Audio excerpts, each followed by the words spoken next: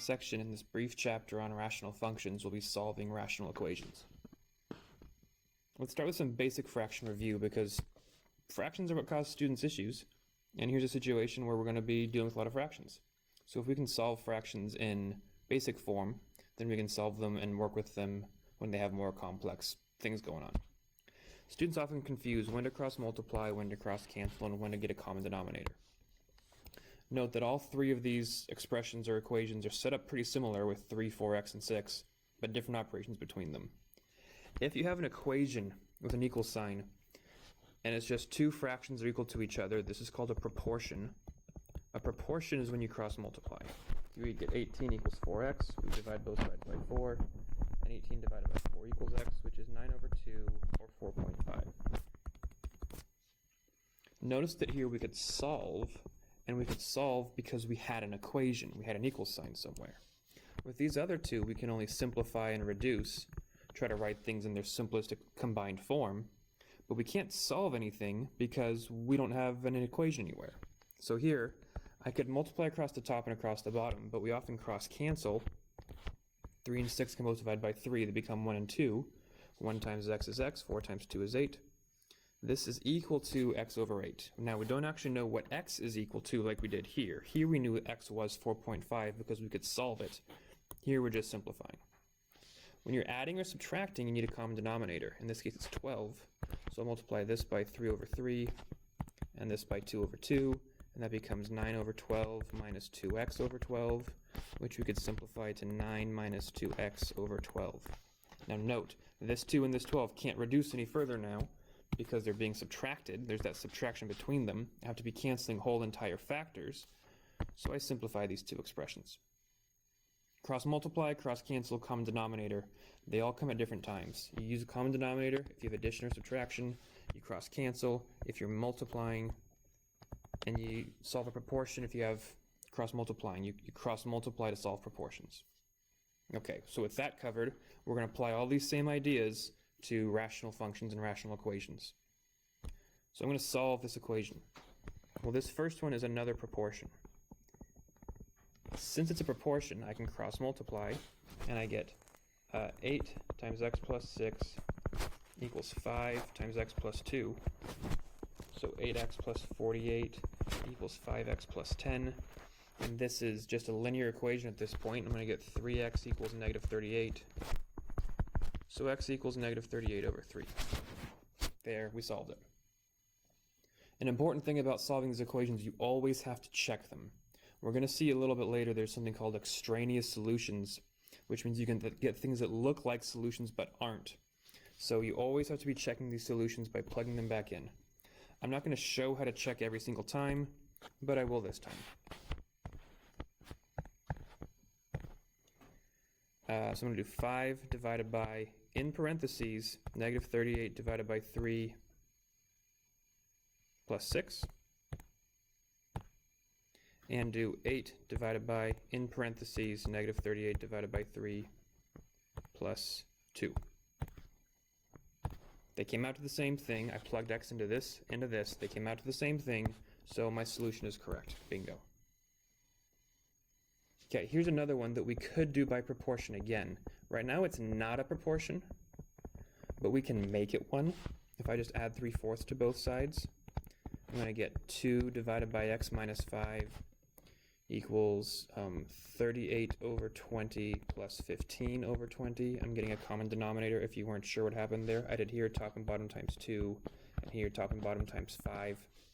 So now I have 2 over x minus 5 equals 53 over 20.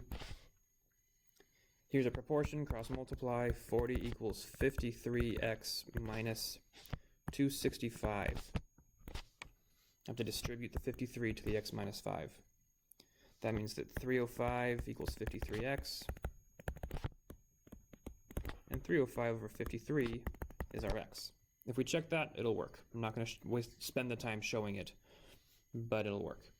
I'm going to show you another way to do this that for this problem is going to feel very unnecessary, and for this problem it probably is, but for future problems it's actually quite helpful. What I'm going to do is get a lowest common denominator. I look at these three terms. The lowest common denominator of all of these is 20 times x minus 5. 20 is the first number that 4 and 10 go into. 4 and 10 both go into 20. And I have to deal with this x minus 5 term as well, so it's 20 times x minus 5. What I'm going to do is get every single fraction to have that denominator. So first let me just clean this up a little bit.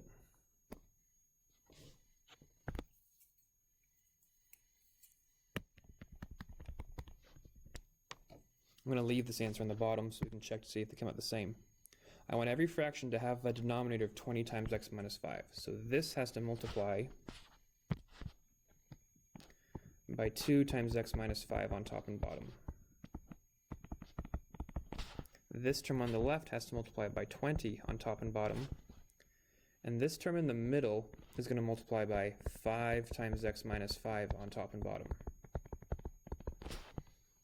All of that will give me 40 over 20 times x minus 5 minus 15 times x minus 5 over 20x minus 5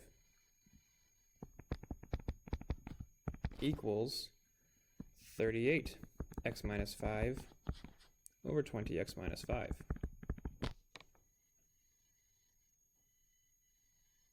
Now that everything has a common denominator, I can ultimately kill my fractions if I multiply both sides by that denominator. I'm going to multiply everything by the LCD of 20 times x minus 5, and that causes all these to cancel. That leaves me with 40 minus, I'll do some distributing here, so it's minus 15x plus 75 equals 38x minus 190, I believe. And I'm down to a linear equation again. Combine some like terms, negative 15x plus 115 equals 38x minus 190. Subtract, or add the 190 to both sides, and add 15x to both sides.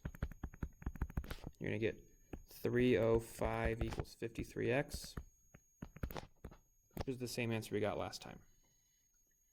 So this method of getting a common denominator and clearing fractions only works when you have an equation, but it can be a really handy way to do problems that aren't quite as simple as these first couple that we've done. The steps we're going to follow are listed here. Get a common denominator, multiply both sides by that denominator to clear fractions, and then solve and check. I should have said first, factor and simplify everything that you can. That's really where everything should always start with this chapter. So if I factor, this can factor into x plus 4 times x minus 3. So that means, I'm going to just pretend like this isn't there anymore. That means that my LCD is luckily just x plus 4 times x minus 3, because this is made up of these. So getting a common denominator here is going to be pretty straightforward. I just multiply this by x plus 4, top and bottom, and this by x minus 3, top and bottom. That gives me x squared minus 3x minus 28 all over x plus 4 times x minus 3 equals x plus 4 over x plus 4 times x minus 3. You might think, can't I cancel these? Yeah, but if you do, you lose your common denominator, so you don't want to. That's not the point.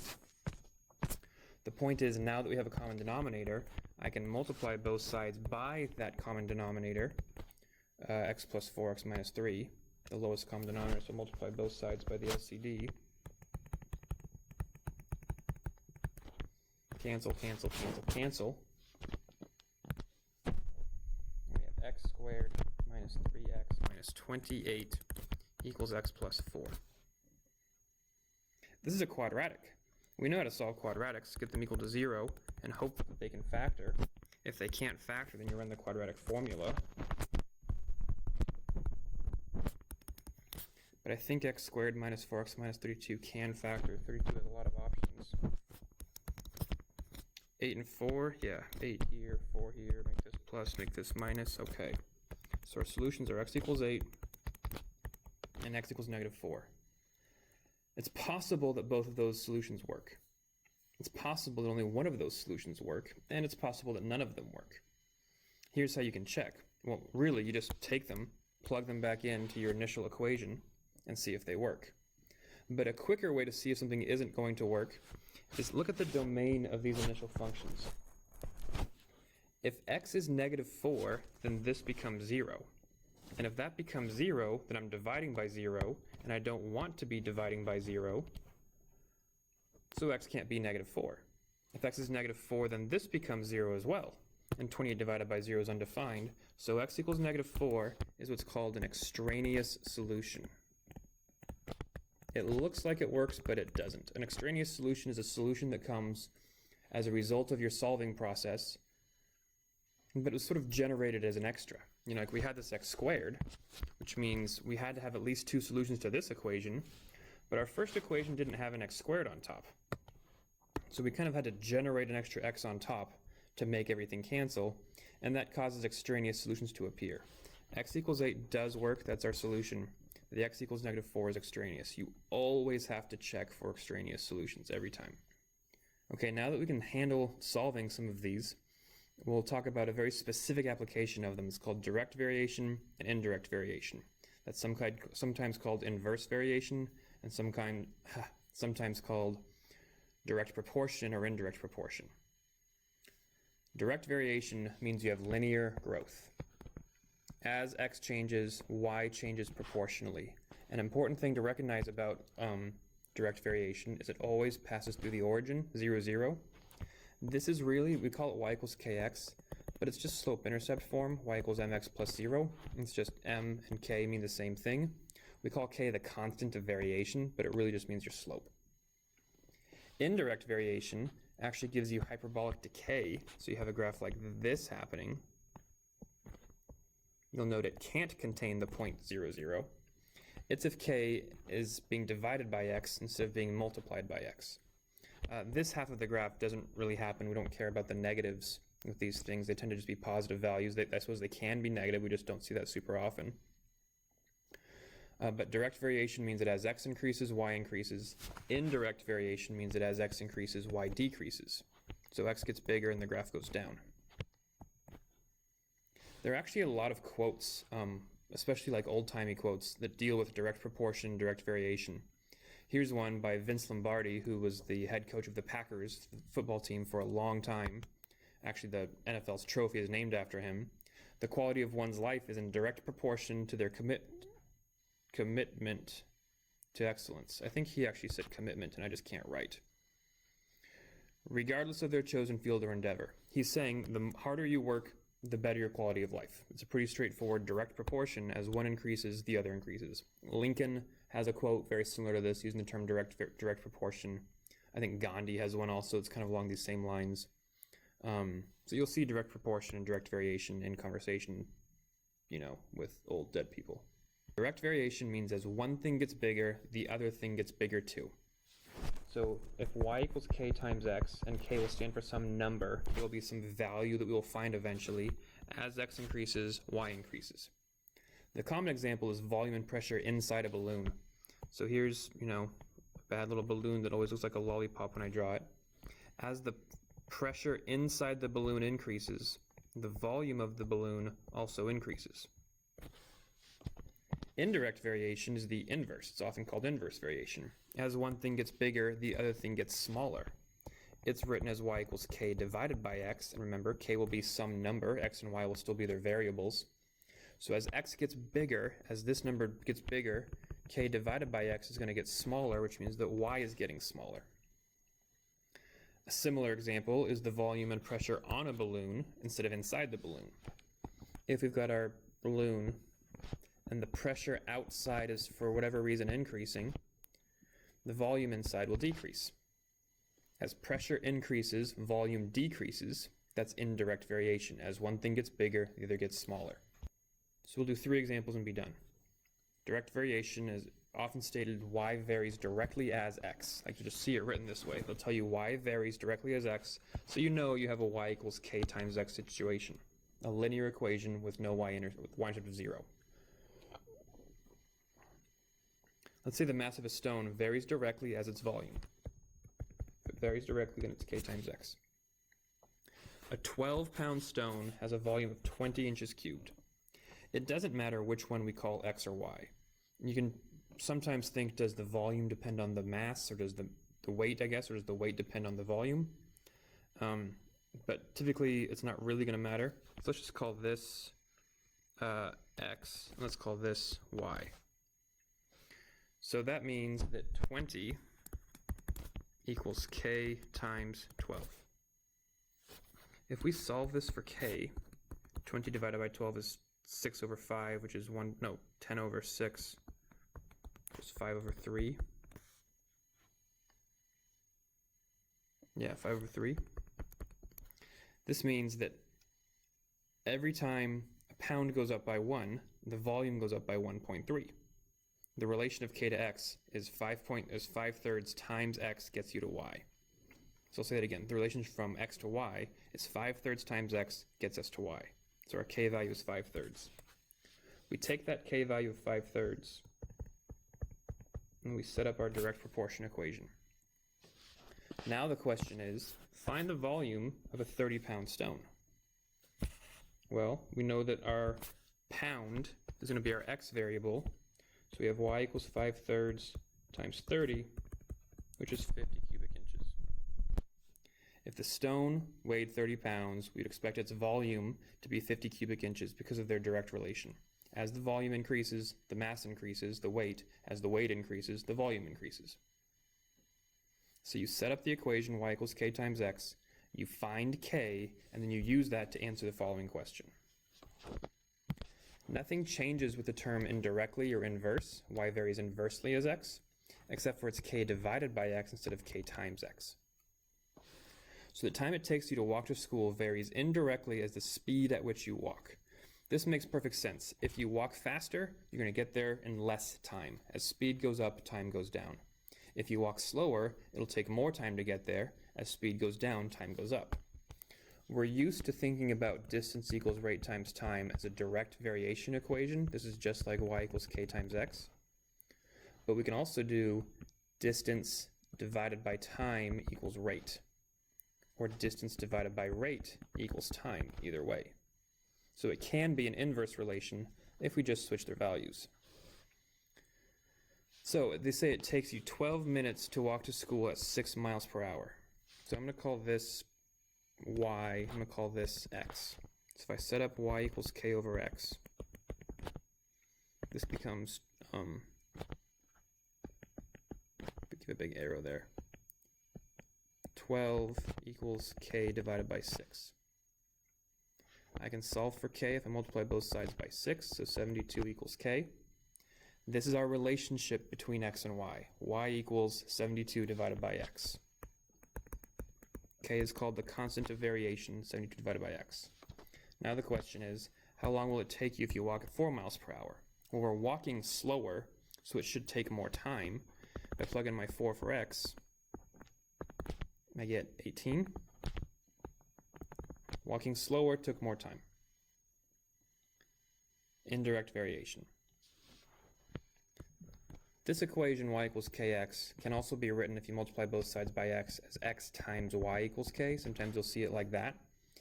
If x and y multiply to some value k, where k is a constant, that means it's not going to change, then as x gets bigger, y has to get smaller. Like, say that x times y equal 20. Well, if x is 2, I'm going to scroll up now. If x is 2, then y has to be 10. But if x gets bigger, like to 4, then y has to get smaller, to 5. As x increases, y decreases. That's to make them equal 20 as they multiply. Inverse variation. I hope we understand that now. You'll really often see problems written like this on like SAT, ACT scenarios. It looks like what they're saying is just nonsense. Given a varies inversely as the square of b, and a equals 10 when b equals 4, find a when b is 12. All of that might just feel like nonsense, but let's break it down into parts we can understand. It says varies inversely. So that means y equals k divided by x. That's what inversely means. Just start with that. And it says a varies inversely as the square of b. So instead of x and y, we're using a and b. And it's actually the square of b, so it's b squared. It's a equals k over b squared. If you wrote b squared equals k over a, actually the same thing, doesn't make any difference. Now we're told a equals 10 when b equals 4, so I'm going to plug those in. So we get 10 equals k over 16. Multiply both sides by 16. Our k value is 160. So now I can actually set up the equation a equals 160 over b squared. This is like the calibration. It tells me how a and b relate to each other. A is 160 divided by the square of b.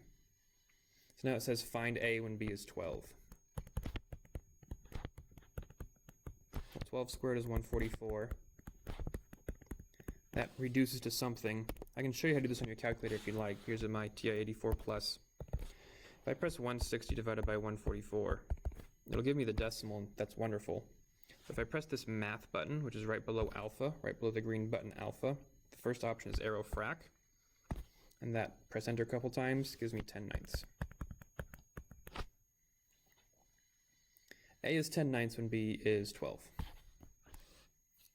Okay, so to recap this, rational equations are fractions that are best solved with cross multiplying, if you have a proportion, or with common denominators, if you have multiple fractions that are added and subtracted. You must check every solution. Extraneous solutions are possible. In fact, they're downright common. With direct or inverse variation, solve for k and then apply k to the scenario to answer the question. Direct variation is y equals kx. Indirect variation is y equals k divided by x. We're done here. Oh, sheesh, that was a long one. I don't know what this guy was thinking talking so much, because it's not interesting enough to make that happen. Didn't think this would happen there.